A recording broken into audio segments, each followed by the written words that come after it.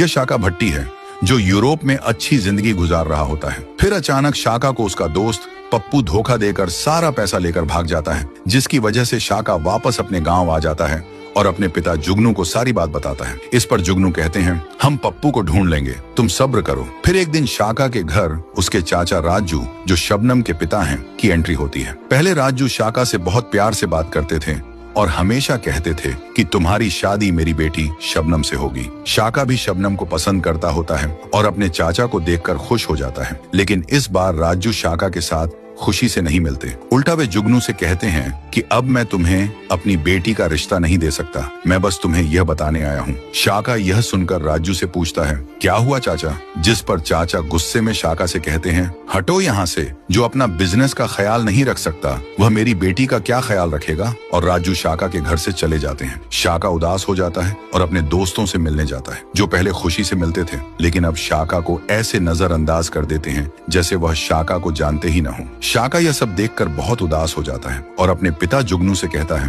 अब्बा, मैंने ऐसा क्या किया है कि अब कोई भी मुझसे ठीक से बात नहीं करता? जिस पर जुगनू कहते हैं, बेटा, तुमने कुछ नहीं किया, बस तुम गरीब हो गए हो, जिसकी वजह से सब तुमसे दूर भाग रहे हैं। आखिरकार शाका सबकी असलियत देखकर अपने पिता से कहता है, अब्बा, मेरा कोई नुकसान नहीं हुआ, मैं सिर्फ यह देखना चाहता था कि कौन हमारे अपने हैं और कौन सिर्फ हमारे पैसों की वजह से हमारे साथ हैं। इस पर जुगनू भी खुश हो जाते हैं और इस तरह शाका ने एक नया सबक सीखा कि अगर पैसा है तो सब अपने हैं, नहीं तो कोई अपना नहीं।